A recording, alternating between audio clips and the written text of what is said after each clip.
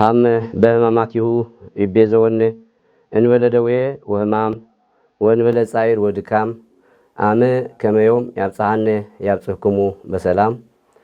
بمسكوت توادو زبامان أب كل عالم كونكم نزي اتكاتاتو زلكم أبوتات كاهنات أحوات دياقونات كمون مئمنات بنايك زيابير فتصم سلام ابلكم الله دحان دوعيلكم دحان دلكم እግዚአብሔር አምላኽና ነዛዕለት እዚኣ ቀዲሱ ባሪኹ ሂብና ይሞ ክብርን ምስጋናን ንእግዚአብሔር አምላኽና ይኹን አዴና ቅድስተ ቅዱሳን ንጽይቶ ንጽሃን ወዳ አምላኻን ብዝኽበራ ክብርን ምስጋናን ይብጽሐያ ኩሎም መላእክት ነቢያት ሐዋርያት ጻድቃን ሰማዕታት ክብርን ምስጋናን ይብጽሐዮም ሕራይን ባር ንሕጂ እንዛረረበሉ አርእስቲ ሰሙነ ሕማማት ኮይኑ ካብ ሰሙነ ሕማማት ካ ሐሙስ እዩ ማለት እዩ ሐሙስ ክባሃል ከሎ ሐሙሽተ ዝብል ቁጽሪ ዝሓዘ ኮይኑ ካብ ጥንተ ፍጥረት ሐሙሻይ ከምኡውን ካብ ሕማማት ራብዓይ መዓልቲ እዩ ኣብዚ መዓልቲ እዚ ብዙሕ ጥልቅ ዝኾነ ምስጢራትን ታሪኽን ዝሓዘ ኮይኑ እግዚአብሔር አምላኽና ዝሓዞን ዝሰርሖን ብጣዕሚ ሰፊሕ ኮይኑ ብፍጡራት ክምርመር ኣይክእልን እዩ እንተኾነ ንመዛራረቢ ክኾነና ንመምሃሪ ክኾነና ኣብ ዕለተ ሐሙስ ዝተሰርሐ ኣብ ሰለስተ ዓበይቲ ኣርእስታት ጌርና ክንዛረብ ኢና ንሱ ከዓ ናይ ሕፅበተ እግሪ ሐሙስ ከምኡውን ናይ ሓድሽ ኪዳን ስርዓት ሐሙስ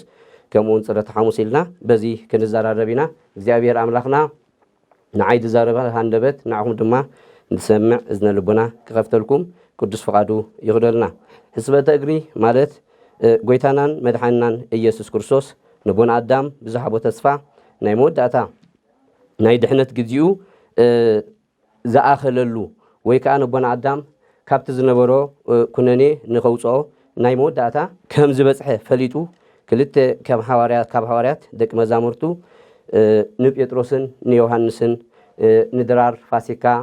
ከዳልው ለኣኾም ይብለና ጴጥሮስን ዮሐንስን ዝተመርጸሉ ምክንያት ጴጥሮስ ናይ እምነት ሓርበኛ እዩ ዮሐንስ ድማ ናይ ፍቕሪ ሐዋርያ እዩ ስለዚ ነዞም ክልተ ብምልኣኽ ኣብቲ ቅድሚኹም ዘላ ዓዲ ኸይድኩም ነቲ እትረኽብዎ ሰብኣይ ጎይታ ምስ ደቂ መዛሙርቱ ኣብ ገዛኻ ድራር ፋሲካ ክገብር ይበልዎ ብምባል ነቲ ዝተላእኽዎ ናይ ብሓቂ ኸይዶም ኣዳለውሉ ማለት እዩ ምድሪ ምስ መሰየ ይብለና ወንጌል ዮሐንስ ምዕራፍ 13 ኣብ ቁጥር 4 ምድሪ ምስ መሰየ ከዓ ኣብ ማኣዲ ተቐመጠ ካብ ማኣዲ ተላዒሉ እውን ኣብ ኒብትራ ማይ ብምዕራቕ ነፀልኡ ብምዕጣቕ ንእግሪ ሐዋርያት ክሓፅብ ጀመረ ይብለና ጎይታናን አምላኽናን መድሓንናን ኢየሱስ ክርስቶስ አምላኻዊ ባህሪኡ ንፍጹም ትሕትና ንምርኣይ ነቶም ንሰለስተ ዓመትን ንሰለስተ ወርሕን ከስተምህሮም ዝጸንሐ ብቃል ከስተምህሮም ዝጸንሐ ሐዋርያት ብተግባር ንምርኣይ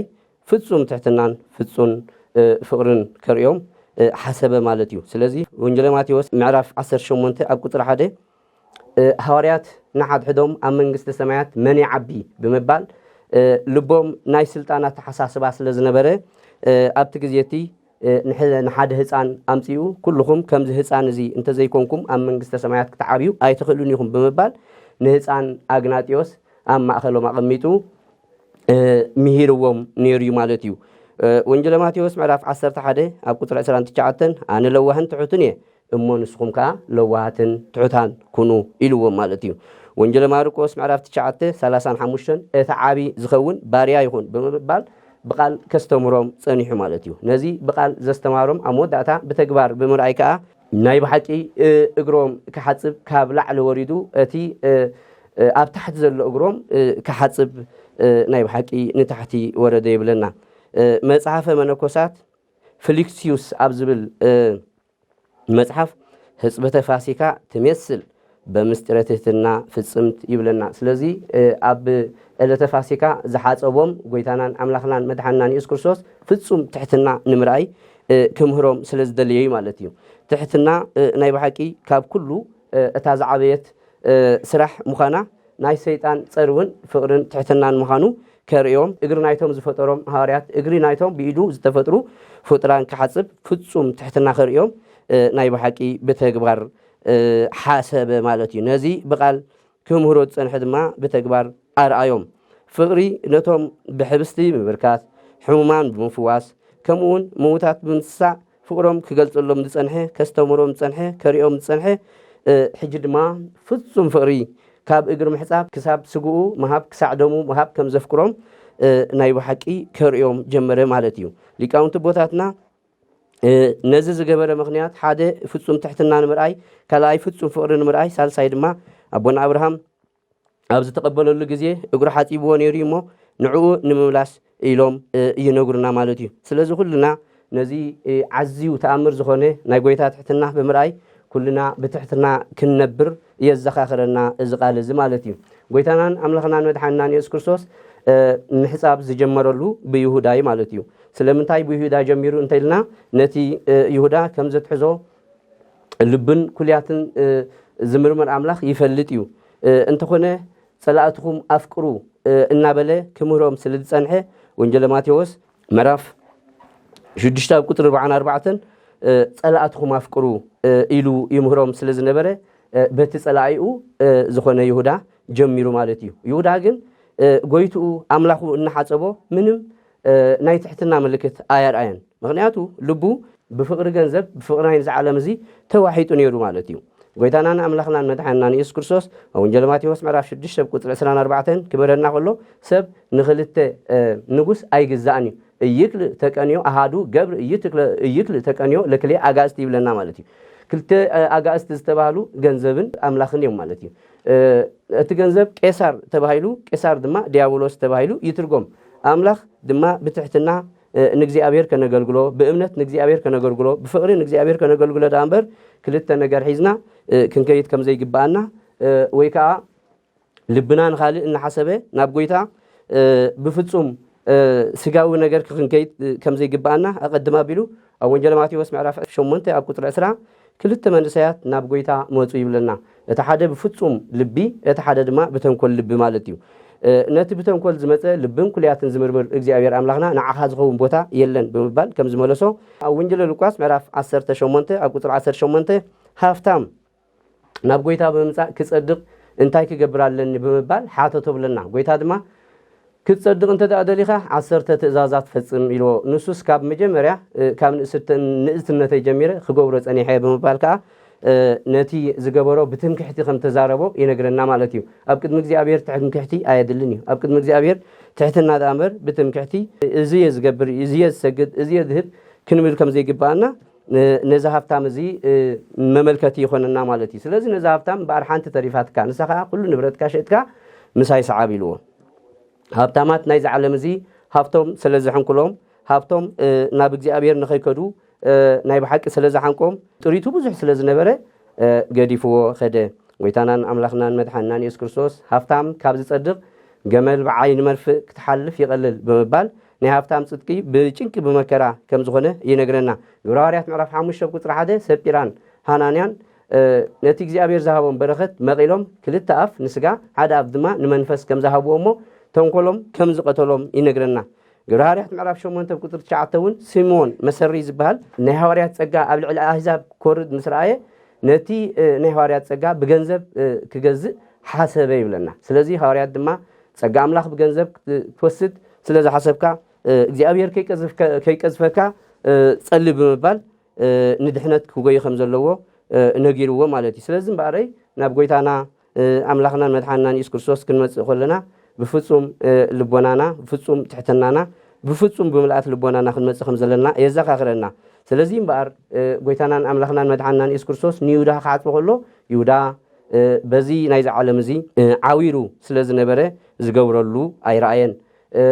كاب برهان توهيبو سمايو برهان توهيبو نسوجن سلمات حريه هيوت توهيبو نسوجن موت حريه يبلنا صلاتهم أفكروا بزبل حاتي بمسودة كأو قتلوا نا بيتروس كده يبلنا بيتروس جن نايمنت حربنيايو أقدم أبيلو أو إنجيل ماتيوس معرف 10 ويتنان أملاخنان مدحنان يسوع كريستوس سبات من يبلوني أبزبل حتى بيتروس نقولهم حواريات وكيلو نسخة ودهياو أملاخ يخاب المبال أملاخ النتوز مسكرة بأمنة زتمسكر له ويتاون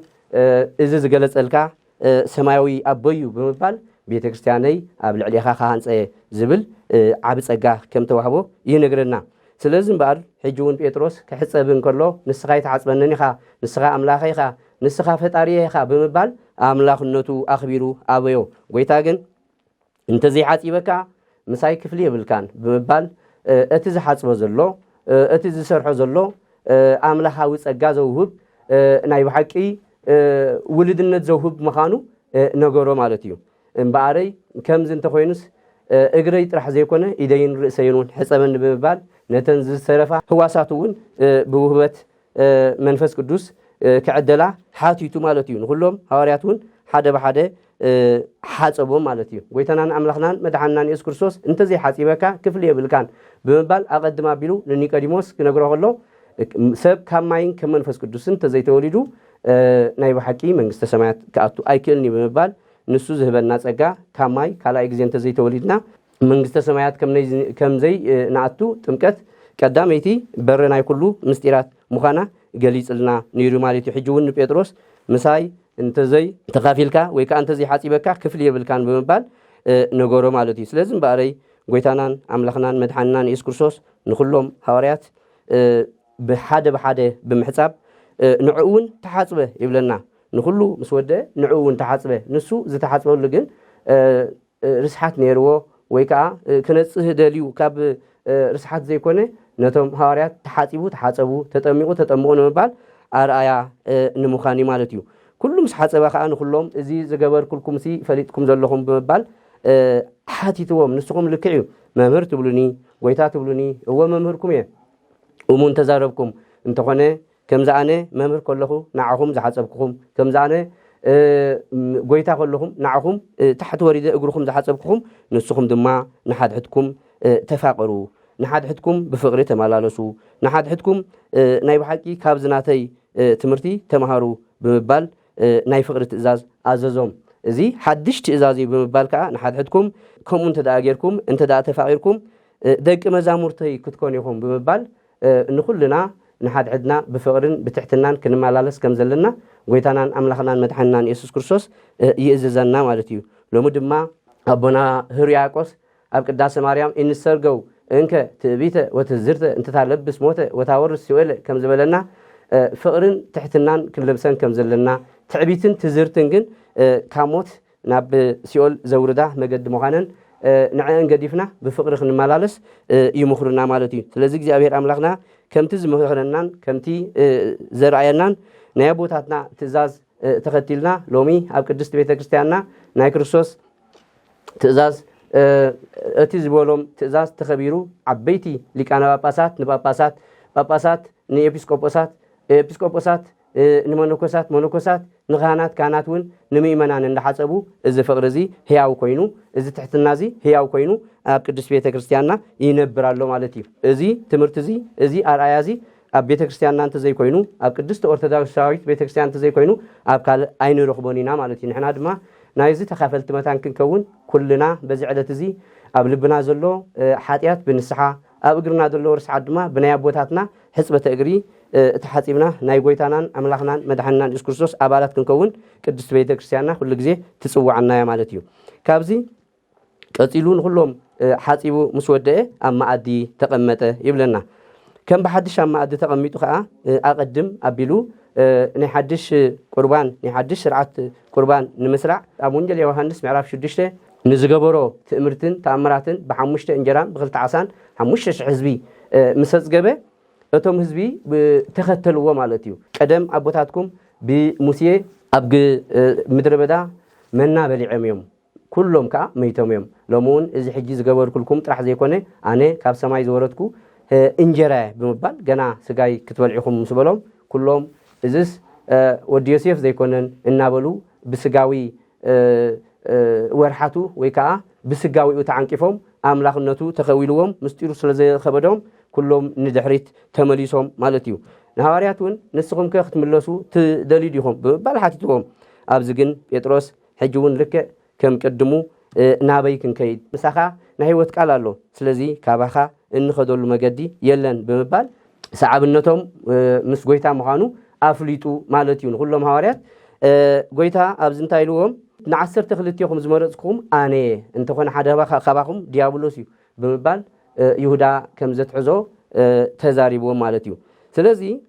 ካብዚ እምበኣረይ ጎይታናን ኣምላኽናን መድሓኒናን ኢየሱስ ክርስቶስ ስጋይ ክትበልዒኹም ደመይ እውን ክሰቲኹም ገና ንዝበሎም ብተግባር ንምርኣይ ኣብ ወንጌል ማቴዎስ 26 ሕብስቲ ኣልዒሉ ኣመስገነ ናብ 13 ቆሪሱ እውን እንኩ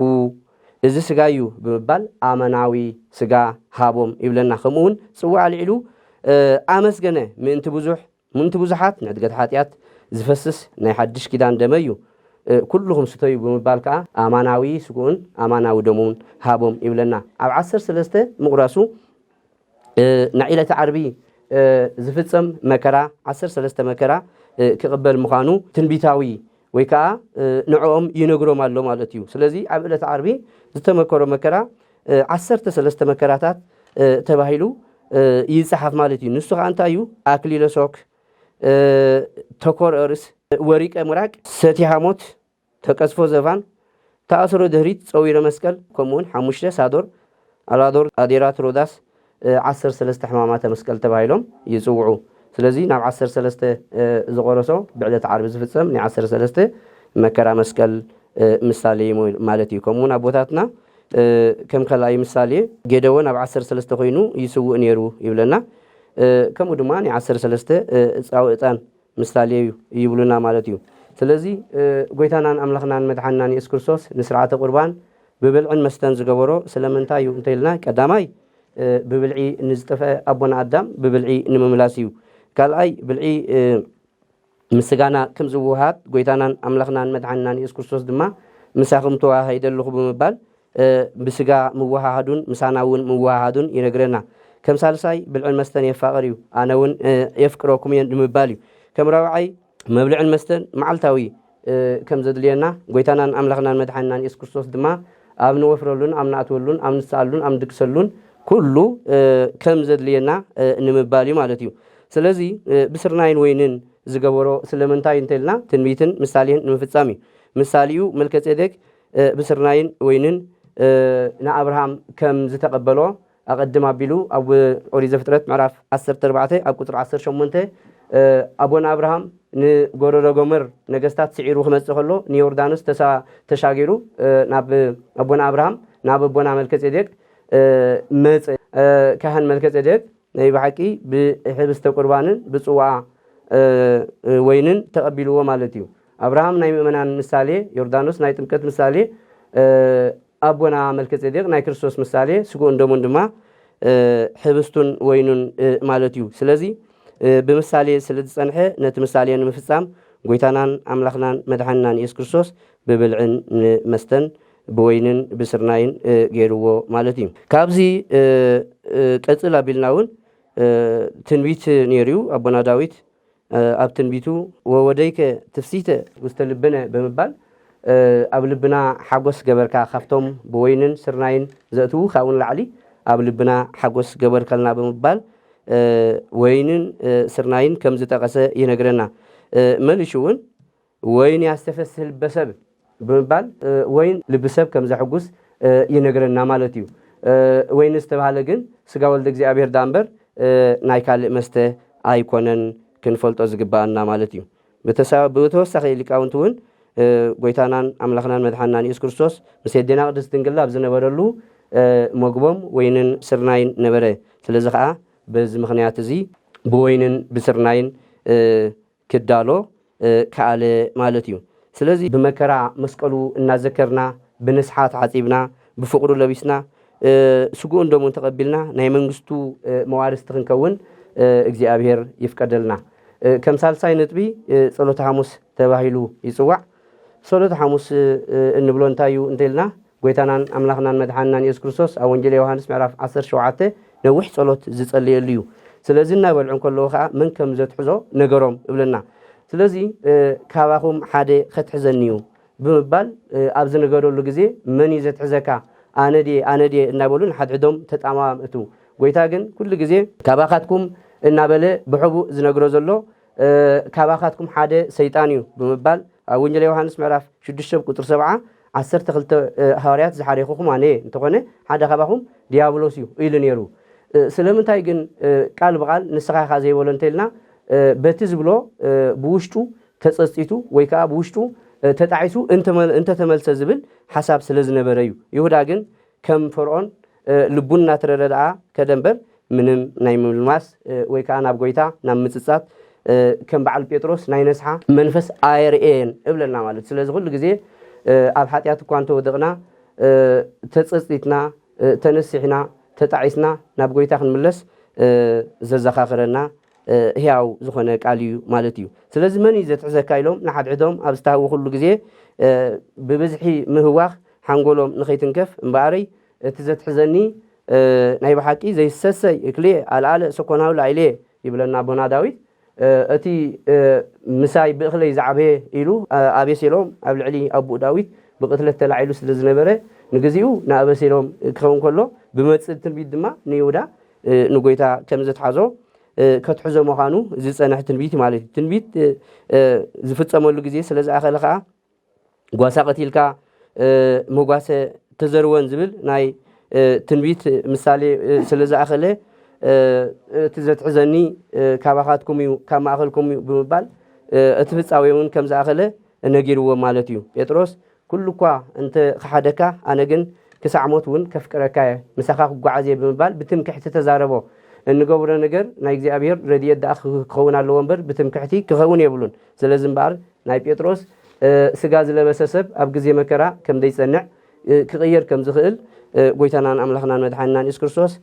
ልብን ኩልያትን መርሚሩ ዝፈልጥ ኣምላኽ ስለ ዝኾነ ጴጥሮስ ደርሆ እኳ ከይነቀወ 3 ግዜ ከም ትሕደኒ ብሓቂ ይብለካ ኣለኹ ብምባል ናይ ጴጥሮስ ክሕደት ተናጊርዎ እንተኾነ ጴጥሮስ ዋላ እኳ እንተካሕደ ደርሆ ምስ ነቀወ ግን ንቃወ ናይ ደርሆ ንንስሓ ዘባራብር ኮይንዎ ብኣፉ ዝተጋገዮ ብንብዓቱ ምክንያቱ ሊቃውንቲ ከማሳጥሩ ከለዉ ዓይኒ ንኣፍ ቀረባ ስለ ዝኾነት ብንብዓት ተሓፂቡ ናብ ንስሓ ከም ተመልሰ ይነግረና ማለት እዩ ስለዚ እምበኣር መዓልቲ ምዝሓዙ ስለ ዝኣኸለ ካብዚ ንኩሎም ሃዋርያት ሒዙ ናብ ጀተሰማኒ ዝበሃል ናይ ኣታክልቲ ቦታ ኣርሓቆም ስለምንታይ ካብኡ ኣውፂእዎም እንተኢልና ብሰንኩ ሰብ ከይጋላታዕ ብሰንኩ ኣብቲ ዘለዎ ቦታ ንኻልኦት ሰብ ንሓልዮት ናይ ሰባት እዩ ማለት እዩ ኣብ ጽምዋ ኣብ ኣታክልቲ ቦታ ኣውፂኡ ከዓ ንጴጥሮስን ንክልተ ደቂ ዘብዜወትን ሒዙ ርሕቕ ኢሉ ክጽሊ ጀመረ ማለት እዩ ኣብኡ ከዓ ትጉ ወጸልዩ ከመ ኢትባኡ ውስተ መንሱት ብምባል ክተጉ ከም ዘለዎም ክጽልዩ ከም ዘለዎም ደጋጊሙ ነጊርዎም ማለት እዩ ጎይታናን ኣምላኽናን መድሓንናን ኢየሱስ ክርስቶስ ሓዚኑን ተኪዙን ተገዘት ነፍስየ እስከ ለሞት ብምባል ተኪዙን ሓዝኒኑ ኣምላኽናን መድሓንናን ኢየሱስ ክርስቶስ እንታይ ኮይኑ ዝሓዝን ስለምንታይ ዝትክዝ እንተኢልና ኣብ ቦታ ኣዳም ኮይኑ ሓዘን ናይ ቦታ ኣዳም ናይ ኣቦና ኣዳም ለቢሱ ኣብ ቦታ ኣዳም ኮይኑ ሓዘኑን ትካዚኡን ናይ ኣቦና ኣዳም ስለ ዝኾነ እዩ እምበር ንሱስ ፍጹም ኣምላኽ ፍጹም ፈጣሪ እዩ ማለት እዩ እንተኾነ ግን ናይ ኣቦና ኣዳም ሓዘን ናይ ኣቦና ኣዳም ፍርሓት ክርሕቕ ናይ ኣቦና ኣዳም ሓዘን ክድምስስ ናይ ኣቦና ኣዳም ሞት ብሞቱ ክስዕር ስለ ዝመፀ ነስኣ ደዌነ ወፀረ ህማምነ ከም ዝብለና ትንቢተ ኢሳያስ ምዕራፍ 53 ናብ ቁፅሪ 4 ንሱ ቁስልና ተሰኪሙ ሕማምና ጼሩ ንዓና ነፃ ንምውፃእ ስለ ዝመፀ ኣብ ቦታ ኣዳም ኮይኑ ተከዘን ሓዘነን ይብለና ስለዚ ናብ ፈጣሪ ናብ ናይ ባህሪ ኣቡኡ ወኣቦ ፍቃድካ ዳ እምበር ፍቃደይ ኣይኹን ብምባል ናይ ትሕትና ዘረባ ናይ ትሕትዋ ንግግር ከምኡውን ንሕና ክንገብሮ ዝግባአና መከራ ኣብ ዝረኽበና ግዜ ፍቃድ ኣምላኽ ክንሓትት ከም ዘለና ዝጸለየ ጸሎት እዩ ማለት እዩ ፍቃድካ ክብል ከሎ ናይ ኣቦ ፍቃድ ካብኡ ዝዓቢ ፍቃድ ኣይኮነን ምክንያቱ ናይ ኣብን ወልድን መንፈስ ቅዱስን ብፍቃድ ብባህሪ ብኣምላኽነት ሓደ ምዃኖም ይነግረና ማለት እዩ እንተኾነ እዚ ፈቃድ ምጥያቁ ናይ አቦ ፈቃድ ማለት ናይ ወልድን ናይ መንፈስ ቅዱስን ፈቃድ ማለት እዩ ናይ ወልድ ፈቃድ ማለት ናይ መንፈስ ቅዱስን ናይ አብን ፈቃድ ማለት እዩ ናይ መንፈስ ቅዱስ ፈቃድ ማለት ድማ ናይ አብን ናይ ወልድን ፈቃድ ማለት እዩ ምክንያቱ ናቦ ፈቃድኳ ይኹን ብምባል ንሕና ትሕትና ክንገብር ኣብ ግዜ ጸሎትና ድማ ፈቃድ አምላክ ክንሓትት ዝጸለዮ ጸሎት እዩ ማለት እዩ ስለዚ ጎይታናን አምላክናን መድሓንናን ኢየሱስ ክርስቶስ ናይ ዋቂ አቦታ አዳም ኮይኑ ናይ አዳም ጸሎትና ከም ጨርቂ ኮይኑሉ ዝነበረ ንሱ ንጸሎትና አርዚኑ ንጸሎትና ተሰኪሙ ጸላይ ኮይኑ ደኻሙ ኮይኑ ጠማይ ኮይኑ ናይ ባሓቂ ንዓና ካብ ሓዘን ንምንዛዝ ናይ ባሓቂ ናይ ጸሎት በር ንምኽፋት ዝገበሮ እዩ ዳእምበር እግዚአብሔር አምላክና ጎይታናን አምላክናን መድሓንናን ኢየሱስ ክርስቶስ ንሱ ጸልዩ ናብ ካልእ ካብኡ ንዝዓቢ አምላክ ጸልዩ ማለት ኣይኮነን እንተኾነ ስጋ ከም ዝለበሰ ክነግረና ከምኡውን ክንጽሉ ከለና ፈቃድ አምላክ ክንጥይቅ ከም ዘለና ከርእየና ኢልዩ ማለት እዩ ስለዚ ኣብ ግዜ መከራና ክንገብሮ ዝግባአና ንምርኣይ ምእንታና ደኻሚ ጸላይ ጠማይ መዋቲ ዝኾነ ስጋ ከም ዝለበሰ ንምዝኽኻር ማለት እዩ ስለዚ እምበኣረይ ኩልኹም ኣቦታትና ኣዴታትና ኣሕዋትና እዚ ናይ ጎይታናን አምላክናን መድሓንናን ኢየሱስ ክርስቶስ ዝገበሮ ምስጢራት ንሕና ንኽንድንሕን ንሕና ፍቅሪ ክንለብስ ንሕና ብፍቅሪ ክንመላለስ ንሕና ብትሕትና ክንመላለስ ዝሃበና ትእዛዝ ማለት እዩ ስለዚ ካብዚ ብምቕጻል ኣብዚ ግዜ እዚ ሰዓቱ ስለ ዝኣኸለ እቶም ብይሁዳ ተመሪሖም ዝመፁ ናይ አይሁድ ሰራዊት መፂኦም ሓዝዎ ይብለና ምስ ሓዝዎ ሙሉእ ለይቲ ከዓ ካብ ጲላጦስ ናብ ሄሮዶስ እናመላለሱ ተነበይለነ እናበሉ መከራ ከውርድሉ ሓደሮ ናይ ባሓቂ ንሱ ዝተቀበሎ መከራ ንሕና ንኽንድሕን ንሱ ዝተቀበሎ ሕማም ንሕና ንኽንሓዊ ንሕና ንኽንፍወስ ዳእምበር ንሱስ ሓጢአት ነይርዎ ኣይኮነን እሞ ናይ ባሓቂ ብዝተቀበሎ መከራ ብዝተቀበሎ ሕማም ንሕና ክንፍወስ እግዚአብሔር አምላክና ይፍቀደልና በቲ ዝፈቀደልና ድማ ኩሉ ግዜ ከምቲ ዝኣዘዘና ፍቅርን ትሕትናን ለቢስና ብስጋው ደሙ ከቢርና ቅድሚ ዓለም ዘዳለወልና መንግስተ ሰማያት ምውራስ ናይ ባሓቂ እግዚአብሔር አምላክ የብቃዓና ሰሙን ህማማት በሰላም ፈጺምና ብርሃን ትንሳኤው በሰላም ኣብጽሐና እንበለ ደዌ ወህማም ወንበለ ጻይሮ ድካም አመ ከመዮም ያብጽሐን ያብጽሕኩሙ በሰላም ወስብሐት ለእግዚአብሔር